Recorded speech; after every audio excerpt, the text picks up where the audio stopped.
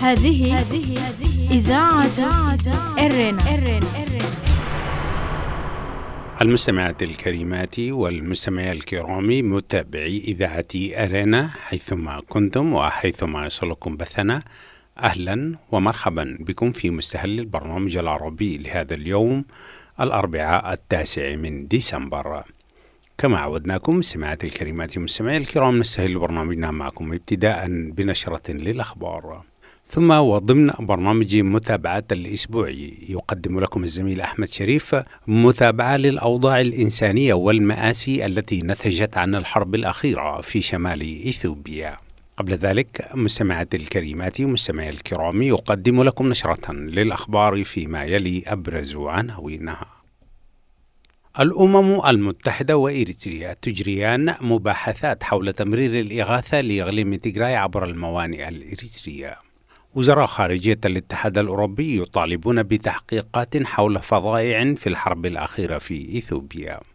رئيس وزراء السودان يؤكد الاتفاق على 90% من قضايا سد النهضة. أخيرا، السفير الأمريكي في الصومال يحذر من الإضرار بالانتخابات الصومالية المقبلة. المستمعات الكريمات والمستمعي الكرام، كانت تلكم عناوين النشرة وإليكم تفاصيلها من إذاعة أرينا.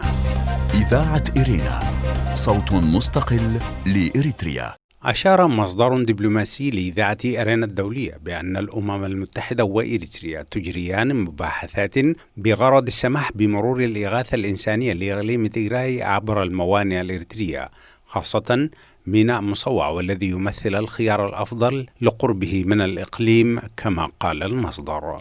وكانت الحكومة الإثيوبية قد استجابت للنداءات الدولية الداعية لتقديم الإغاثة العاجلة لسكان الإقليم، خاصة حوالي 100,000 إريتري متواجدين في 4 معسكرات للاجئين في الإقليم، وهم بحاجة ماسة للغذاء والدواء. واتفقت كل من أديس أبابا ومنظمات الأمم المتحدة على العمل بوصول الإغاثة للإقليم بعد إعلان الحكومة في أديس أبابا توقف العمليات العسكرية وسقوط العاصمة مقالي. من جهة أخرى، لم تصرح إريتريا بأي خبر حول المفاوضات بينها وبين الأمم المتحدة بهذا الشأن. الجدير بالذكر بأن الوضع الإنساني للاجئين الإريتريين في إقليم تيغراي متدهور للغاية بسبب الحرب من ناحية، ونقص الغذاء والدواء، وتهديد الجهات الأمنية الإريترية التي وصلت إلى الإقليم مع القوات الفيدرالية الإثيوبية. طالب وزراء خارجية الاتحاد الأوروبي يوم الاثنين الماضي بإجراء تحقيقات حول ما تردد عن انتهاكات وفظائع ارتكبت في إقليم تيغراي في شمال إثيوبيا، وذلك جراء الصراع الذي دار هناك. وأعلن ذلك الممثل الأعلى للأمن والسياسة الخارجية جوزيف بوريل في مؤتمر صحفي عقده بعد نهاية اجتماع وزراء خارجية الدول الأعضاء في الاتحاد في بروكسل. وقال المسؤول الأوروبي أنه اطلع رؤساء البعثات الدبلوماسية 27 على نتائج زيارة المفوض المكلف بشؤون إدارة الأزمات والمساعدات الإنسانية يانيس ليناريتش إلى السودان وأديس أبابا. وأكد بوريل أن الأوروبيين يطالبون بوقف الاعتداءات العرقية واحترام القانون الدولي، والسماح بدخول وكالات الأمم المتحدة والمنظمات غير الحكومية لتقديم المساعدات الإنسانية للسكان والاطلاع على حقيقة الوضع في تيغراي. كما أشار بوريل إلى أن الاتحاد الأوروبي يدعم نظيره الإفريقي في الملف الإثيوبي، لافتا إلى أنه يجب حل النزاع عن طريق الحوار بدعم الاتحاد الأفريقي. وحول الأضرار السالبة للحرب ومآسيها، تابعوا معنا حلقة اليوم من برنامج متابعات. نقلت وكالة السودان للأنباء عن رئيس الوزراء السوداني الدكتور عبد الله حمدوك تأكيده مجددا اتفاق كل من مصر والسودان وإثيوبيا على 90% من القضايا المتعلقة بمحادثات سد النهضة الإثيوبي، وأن ما تبقى من الموضوعات يتطلب المزيد من المباحثات وإلى قرار سياسي بالدرجة الأولى كما قال.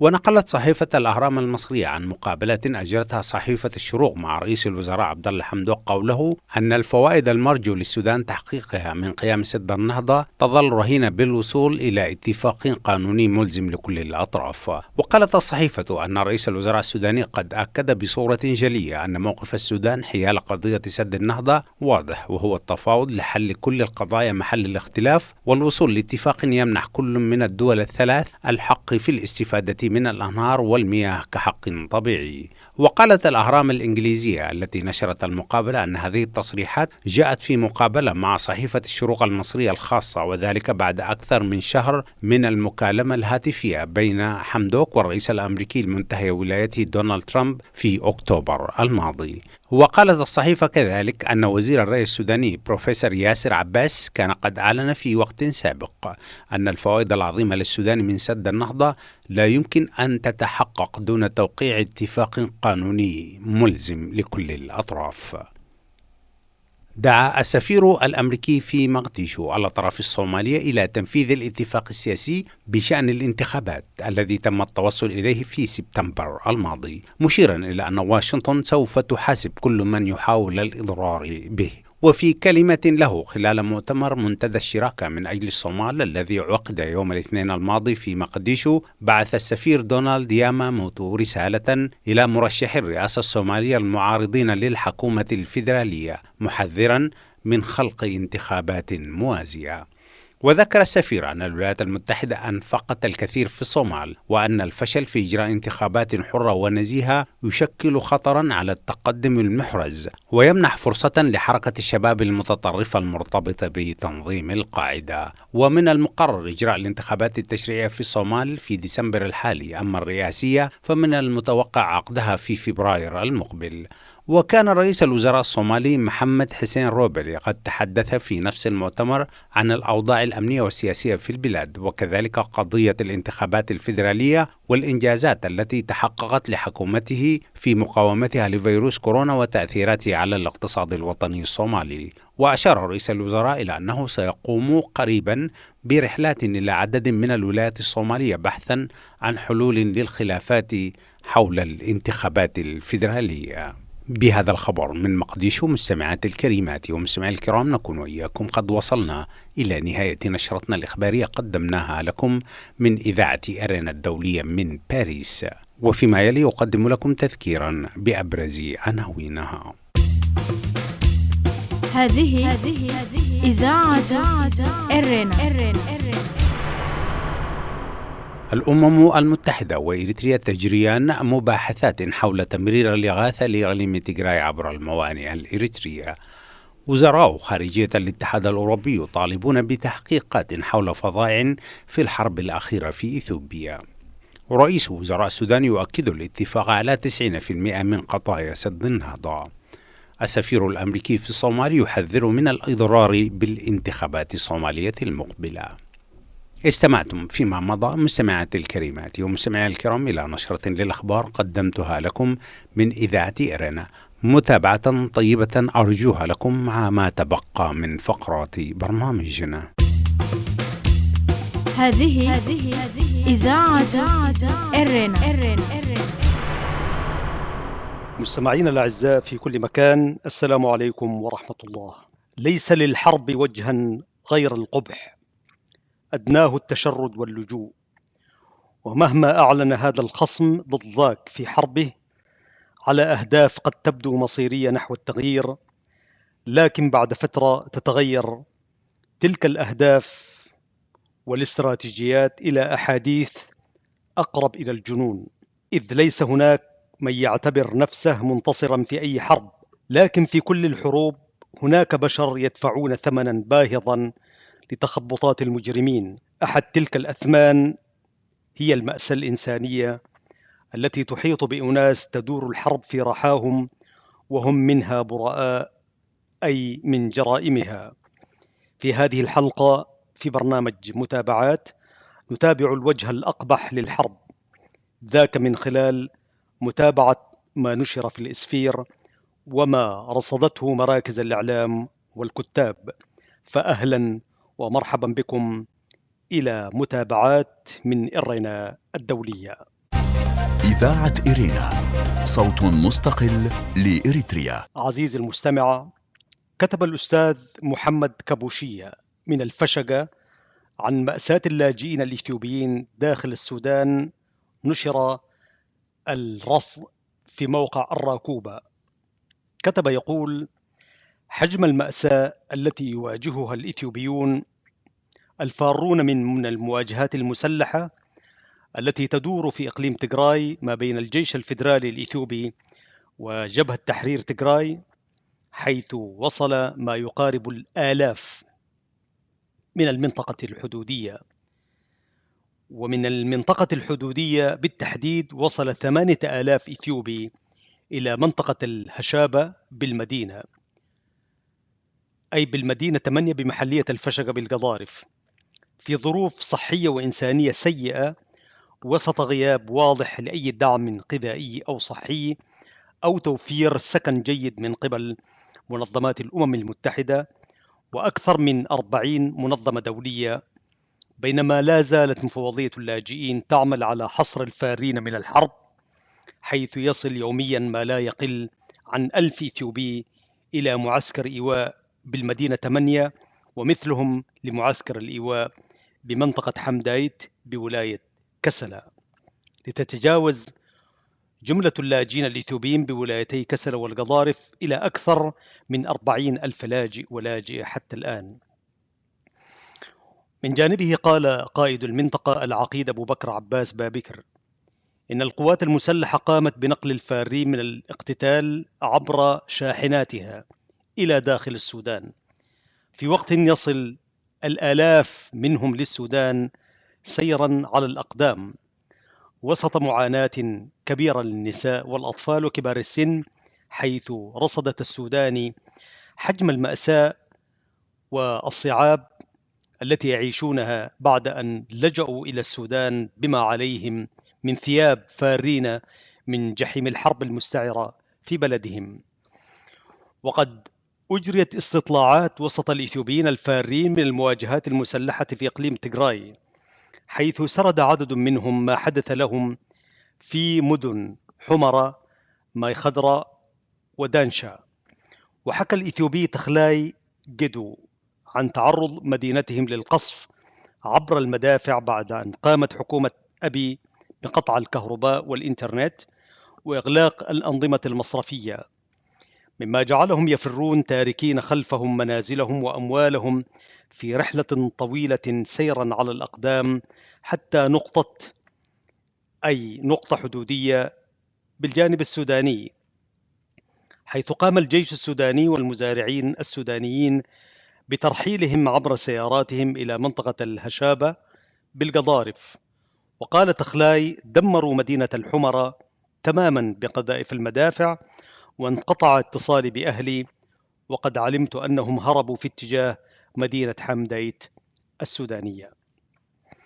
وناشدت إحدى الإثيوبيات الأمم المتحدة بالبحث عن زوجها وابنها، وكانت تحمل صورة لهما وتتجول وسط المعسكر طوال 3 أيام كالمجنونة بحثا عنهم في حالة نفسية سيئة. إنها قادمة من مدينة ماي خضراء التي شهدت عمليات عنف وقتل مروعة يوجه فيها التيغراوي الاتهامات للأمهرة بارتكابها، بينما تحدث عدد من المواطنين من الأمهرة تم فصلهم عن تيغراي أن من ارتكب هذه المجزرة هم جنود لا ينتمون لقومية الأمهرة. وقال مصدر عسكري إن القوات النظامية قامت بفصل التيغراي عن الأمهرة والوالقايت في مكان بعيد بعد أن شهد المعسكر في يومه الأول مناوشات بين القوميتين كاد أن يؤدي إلى اقتتال بسبب حالة الغضب العارمة. وتحدث اللاجئ بلة صباح بأسى وحزن بالغين، قائلا بأنهم عبر الطريق من بلدته ماي خضراء إلى السودان لمدة يومين مشيا على الأقدام بعد أن اشتعلت الحرب في تيغراي، واستمر الضرب بمدافع الدبابات على المواطنين، راح نتائجها أعداد من المواطنين كنا نراهم مشتتين كما يقول كحبات السمسم. وقال اللاجئ تمارا إنه خرج من بلدته بعد أن تم تدميرها بما عليه من ملابس دون مال أو طعام، مضيفا: القتل طال أطفالنا بالبلدة وتم نهب جميع ممتلكاتنا. وأضاف تمارا أنهم يعانون حاليا ظروفا قاسية مع أسرهم وأطفالهم منذ أن وصلوا إلى الحدود السودانية قبل 4 أيام بلا ماء ولا طعام، وأردف قائلا: أطفالنا جوعى يهرعون في كل مرة إلى سودانيين خيرين يرموا عليهم بأعبوات البسكويت. وكشفت عزيزي المستمع مصادر الطبية عن وجود 15 حالة إصابة بمرض الإيدز وسط الإثيوبيين المتواجدين بمعسكرات الإيواء بالمدينة 8، حيث طلبوا تلقيهم للعلاج بعد أن غادروا مدينتهم بسبب الحرب هناك. وقالت المصادر إن الأدوية المتوفرة لا تكفي علاج المرضى المطلوب، وأن جميع الأدوية المتوفرة سلمت للأطباء الإثيوبيين الفارين من الحرب والذين يقومون بعلاج الإثيوبيين وتوفير الخدمة الطبية لهم في وقت شارف فيه الدواء الذي وفرته حكومة ولاية القضارف على الانتهاء. وقالت المصادر إن هناك معلومات مؤكدة عن دخول مصابين بفيروس كورونا فروا من مركز العزل بمدينة حمر الإثيوبية ولم يتم التبليغ عنهم حتى الآن.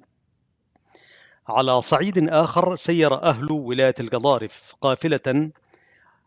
قافلة مبادرة أهل القضارف، والتي تضم المزارعين والتجار وجمعية الصداقة السودانية الإثيوبية ومنظمات محلية وشبابية. سيروا قافلة غذائية شملت الدقيق والسكر وأغذية مختلفة ومستلزمات طبية تم توزيعها على الإثيوبيين الذين وصلوا لمعسكر الإيواء بالمدينة 8. وقال الدكتور كباش عبد الرحمن المتحدث باسم المبادرة إن المبادرة جاءت من منطلق إنساني يؤكد وقفة أهل القضارف مع الأشقاء بالجارة إثيوبيا، ويعيد للأذهان ذات المشهد قبل 30 عاما، مشيرا إلى أن شيم وأخلاق الشعب السوداني الكريم تدفعه لإغاثة الفارين من حرب في إقليم تجراي، وأن هذه القافلة تمثل بداية لقوافل ستصل خلال هذا الأسبوع لحين إكمال مفوضية اللاجئين لترتيباتها اللوجستية لاستضافة هذه الأسر التي فقدت المأوى والمأكل والمشرب، مناشدا السلطات الصحية بالقضارف بالقيام بدورها تجاه الرعاية الصحية للنساء الحوامل بعد أن وصلن بحالة يرثى لها للمعسكر إلى جانب معالجة توفير مياه الشرب ودورات المياه. وقد وصلت عدد 400 أسرة من قومية التجراي قادمة إلى مدينة عبد الرافع الإثيوبية مساء أمس السبت هربا من الحرب إلى الحدود السودانية الإثيوبية. وتحدث عدد منهم بأن ميليشيات إثيوبية مسلحة خيرتهم بين التنازل عن ممتلكاتهم من منازلهم ومحلاتهم التجارية مقابل الإبقاء على حياتهم والمغادرة إلى السودان، وأفادوا أن بعضهم تعرض للقتل طعنا بالفؤوس والسكاكين. لازلتم سيداتي سادتي مع إذاعة إرنا الدولية من باريس، وهذه حلقة في برنامج متابعات، ونتابع المشهد المأساوي للحرب الإثيوبية. هذه إذاعة إرنا. من جانبها كتبت الصحفية رنا أسامة بموقع مصراوي تقول: سنموت ببطء. ناجية تروي تفاصيل الحرب في إثيوبيا وتحذر من كارثة إنسانية.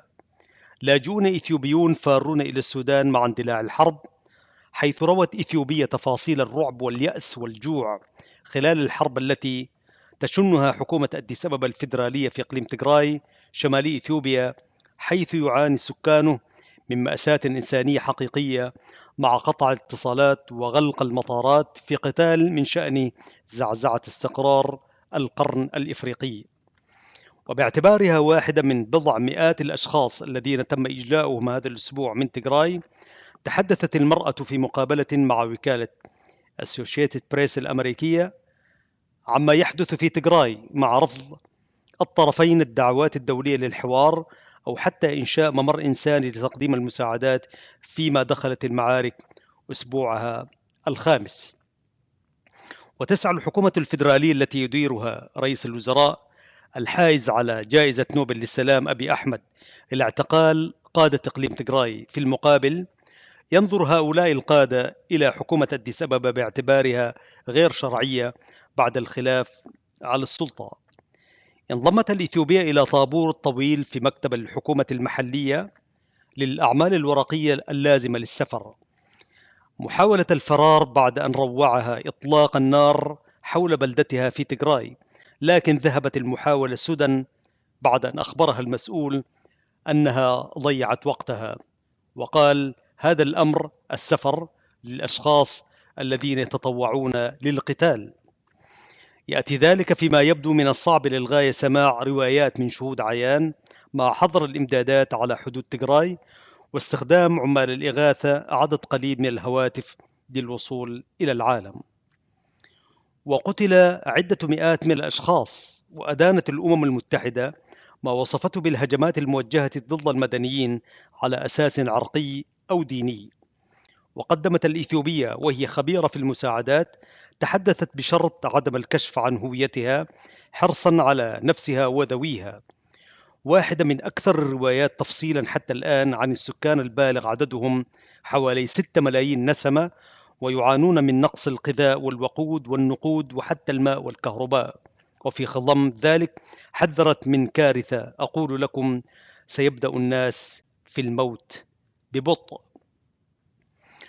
وفي حين لا يمكن التحقق من كافة التفاصيل في رواية هذه المرأة، أشارت الوكالة الأمريكية إلى أن وصفها العبور عبر عاصمة تيغراي مقلة إلى العاصمة الإثيوبية أديس أبابا يتسق مع ما وصف به آخرون من عمال الإغاثة والدبلوماسيون ومسؤولون جامعيون كبار وبعض اللاجئين الفارين إلى السودان بعد بدء القتال، والبالغ عددهم أكثر من 45 ألف لاجئ. ومع إغلاق الحدود والطرق والمطارات بسرعة بعد أن اتهم رئيس الوزراء أحمد قوات تيغراي بمهاجمة قاعدة عسكرية تابعة للجيش الفيدرالي، شعرت المرأة بالتمزق، فعائلتها في أديس وأرادت أن تكون معهم. كانت البنوك مغلقة، لكن ذويها أعطوها ما يكفي من المال للسفر إلى مقلة، وأثناء قيادتها للسيارة كان عليها أن تتفادى حواجز مؤقتة من الحجارة كدسها الشباب المحليون. في مقلة التقت بأصدقائها في الجامعة وصدمت مما رأت. قالت كان الذعر سائدا، كان الطلاب ينامون خارج الجامعة لأنهم جاءوا من مكان بعيد. وأضافت كان هناك القليل لإطعامهم، وكانت الإمدادات في الأسواق آخذة في الشح. أثناء وجودها في مقلة قالت إنها سمعت 3 عمليات قصف على المدينة، وأكدت الحكومة الإثيوبية شن غارات جوية على جميع أنحاء المدينة. وعندما زارت أحد أفراد أسرتها في مستشفى جامعي قال طبيب إنه ليس لديهم دواء أو إنسولين على الإطلاق. كانوا يأملون في أن تمنحهم اللجنة الدولية للصليب الأحمر بعضا منها. وسعيا للسفر إلى أديس أبابا وجدت الوقود في السوق السوداء، ولكن تم تحذيرها من أن سيارتها قد تكون هدفا. الأمم المتحدة وجماعات إغاثية أخرى تمكنت من ترتيب قافلة لإجلاء الموظفين غير الأساسيين إلى العاصمة الإثيوبية، ووجدت مكانا في إحدى الحافلات. قالت أعتقد أنني كنت محظوظة للغاية، لكن عندما رحلت الحافلات من العاصمة انتابها الخوف بحسب الوكالة. شقت قافلة مؤلفة من حوالي 20 مركبة طريقها نحو الليل إلى عاصمة إقليم عفر القاحل شرق تيغراي، ثم عبرت إقليم أمهر المضطرب متحركة ببطء من نقطة تفتيش إلى أخرى. قالت المرأة عن الرحلة التي كانت ممكن أن تستغرق يوما بالطريق المباشر إنها استغرقت 4 أيام إجمالا. أضافت كنت خائفة حقا، مشيرة إلى أن القوات الخاصة في تيغراي كانت تراقب القافلة في البداية، وقرب النهاية رافقتها الشرطة الفيدرالية ووصفتهم بأنهم كانوا منضبطين للغاية. وأشارت الوكالة إلى أنها نجحت أخيرا في الوصول إلى أديس أبابا في وقت سابق ليضاف صوتها إلى الدعوات المتزايدة للحوار بين الحكومتين اللتين تعتبران بعضهما البعض الآن غير شرعيتين بعد تهميش حزب تجراي الإقليمي الذي كان مهيمنا في السابق تحت حكم أبي وقيادته الإصلاحية خلال العامين الماضيين. وقالت: أعتقد أنه ينبغي عليهم التفاوض، نحن بحاجة حقا إلى ممر حتى يدخل الطعام والأدوية. ماذا عن الشعب؟ وتبدو آفاق الحوار بعيدة. وكما العائلات القلقة الأخرى في إثيوبيا والشتات، لا تستطيع هذه المرأة الوصول إلى أقربائها الذين تركتهم وراءها، فيما لا يزال العديد من الأجانب محاصرين في تجراي. قالت: لا أحد يعرف من على قيد الحياة ومن فاضت روحه، إنها كارثة. وأشارت إلى أنها تمكنت من التحدث مع صديقة جامعية في مدينة مقلة. كانت الجامعة تعرضت لغارة جوية حيث أصيب أكثر من 20 طالب. قالت: كانت تبكي، إنها امرأة قوية وأنا أعلم ذلك، لافتة إلى أن صوتها كان يرتجف. إذاعة إرينا، صوت مستقل لإريتريا. ما زلتم سيداتي سادتي مع إذاعة إرينا الدولية، ونتابع ما نشر بموقع اليوم السابع.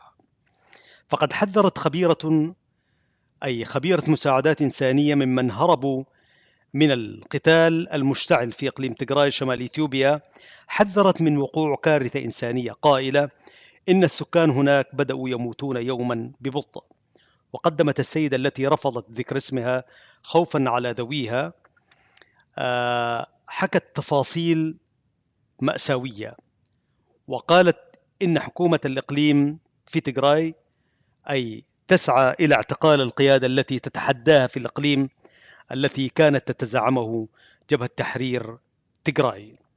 وقال تقرير للوكالة العاملين في مجال المساعدات الإنسانية أنهم حقيقة واجهوا صعوبات بالغة في الوصول لمن يعانون على الأرض نظرا لانقطاع الاتصالات عن الإقليم ومنع وصول الإمدادات على الحدود، بينما يستعمل عمال الإغاثة وقد سيطر عليهم الاضطراب عددا صغيرا من هواتف القمر الصناعي في محاولة للاتصال بالعالم حولهم، في حين رفضت الأطراف المتنازعة النداءات الدولية لإجراء حوار فيما بينها أو السماح بممر لتوصيل المساعدات الإنسانية.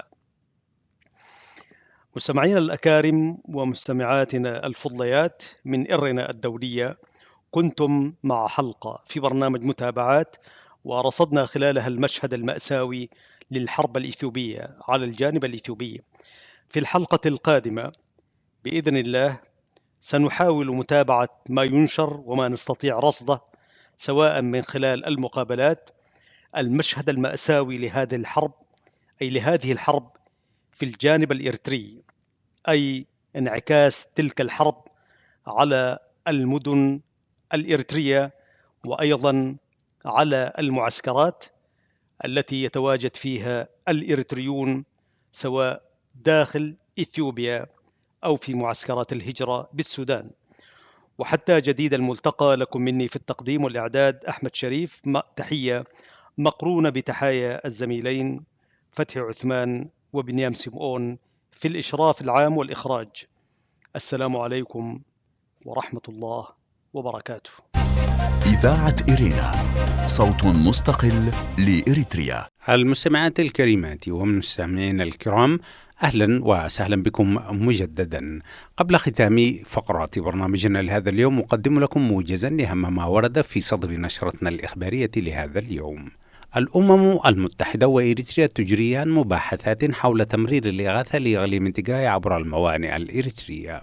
أشار مصدر دبلوماسي لإذاعة أرينا الدولية بأن الأمم المتحدة وإريتريا تجريان مباحثات بغرض السماح بمرور الإغاثة الإنسانية لإقليم تجراي عبر الموانئ الإريترية، خاصة ميناء مصوع، والذي يمثل الخيار الأفضل لقربه من الإقليم كما قال المصدر. وزراء خارجية الاتحاد الأوروبي يطالبون بتحقيقات حول فظائع في الحرب الأخيرة في إثيوبيا. طالب وزراء خارجية الاتحاد الأوروبي مساء الاثنين الماضي بإجراء تحقيقات حول ما تردد عن انتهاكات وفظائع ارتكبت في إقليم تيغراي في شمال إثيوبيا جراء الصراع الذي دار هناك. أعلن ذلك الممثل الأعلى للأمن والسياسة الخارجية يوسيب بوريل في مؤتمر صحفي عقده بعد نهاية اجتماع وزراء خارجية الدول الأعضاء في الاتحاد في بروكسل. رئيس وزراء السودان يؤكد الاتفاق على 90% من قضايا سد النهضة. نقلت وكالة السودان للأنباء عن رئيس الوزراء السوداني الدكتور عبد الله حمدوك تأكيده مجددا اتفاق كل من مصر والسودان وإثيوبيا على 90% من القضايا المتعلقة بمحادثات سد النهضة الإثيوبي، وأن ما تبقى من الموضوعات يتطلب المزيد من المباحثات وإلى قرار سياسي بالدرجة الأولى كما قال. السفير الأمريكي في الصومال يحذر من الإضرار بالانتخابات الصومالية. دعا السفير الأمريكي في مقديشو الأطراف الصومالية إلى تنفيذ الاتفاق السياسي بشأن الانتخابات الذي تم التوصل إليه في سبتمبر الماضي، مشيرا إلى أن واشنطن سوف تحاسب كل من يحاول الإضرار به. كان هذا مستمعات الكريمات ومستمعي الكرام موجزا لأهم ما ورد في صدر نشرتنا الإخبارية لهذا اليوم، وبه نكون وإياكم قد وصلنا إلى نهاية فقرات برنامجنا لهذا اليوم. قبل الختام مستمعات الكريمات ومستمعي الكرام أذكركم دوما بأنكم يمكنكم التواصل معنا والكتابة إلينا على البريد الإلكتروني arabicirena@gmail.com. حتى الملتقى بكم مجددا مستمعات الكريمات ومستمعي الكرام في حلقة جديدة من برنامجكم الأسبوعي متابعات. تقبلوا تحيات زميلي أحمد شريف وتحيات محدثكم فتح عثمان، وتقبلوا كذلك تحيات زملائي في الاستوديوهات الرئيسية للإذاعة في باريس، ودمتم في رعاية الله وحفظه وأمانه. هذه إذاعة إرنا.